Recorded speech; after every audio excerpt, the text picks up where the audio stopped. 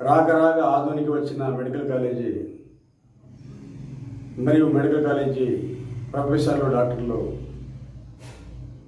తిరిగి వెనక్కి వెళ్ళిపోవడం అనేది ఆధునిక ఎమ్మెల్యే పార్థసారథి గారి వైఫల్యమే తప్ప మరొకటి కాదు.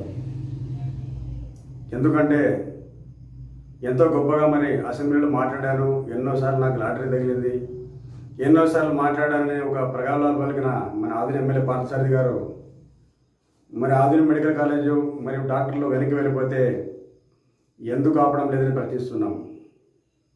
ఎందుకంటే మరి ఎమ్మెల్యేలు ఆయన మాట్లాడే విధానం కావచ్చు, అసెంబ్లీలో మంత్రులు ముఖ్యమంత్రులు గారిని కలవడం కావచ్చు, ఇవన్నీ చూసి ఆంధ్రలో ఏదో అద్భుతం జరిగిపోతుందని చాలామంది భ్రమపడ్డారు.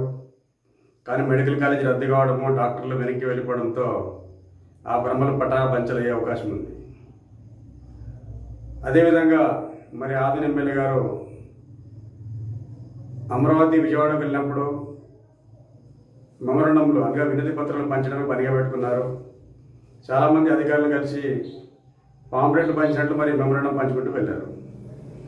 మరి దానివల్ల ఆదరణ పెరిగింది ఏమిటని ప్రశ్నిస్తున్నాము.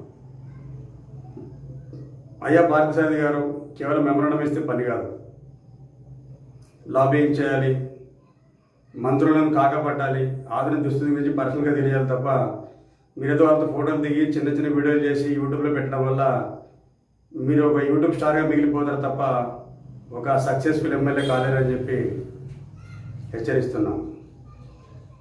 మరోపక్క మరి ప్రైవేట్ కాలేజీలు భరతం పడతామన్న ఎమ్మెల్యే గారు ప్రైవేట్ మెడికల్ ఏదైతే మన నర్సింగ్ హోమ్లు కావచ్చు, హాస్పిటల్స్ కావచ్చు, ప్రైవేట్ హాస్పిటల్స్ ఎంతో అక్రమాలు చేస్తున్నాయని చెప్పి, అధిక ఫీజులు వసూలు చేస్తున్నాయని చెప్పి, అదేవిధంగా ప్రభుత్వ సొమ్మును మింగేస్తున్నాయని చెప్పి ఆరోపణలు చేశారు.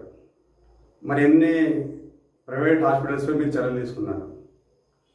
ప్రైవేట్ హాస్పిటల్పై చర్యలు తీసుకోకపోగా ఉన్న గవర్నమెంట్ హాస్పిటల్స్ అంటే గవర్నమెంట్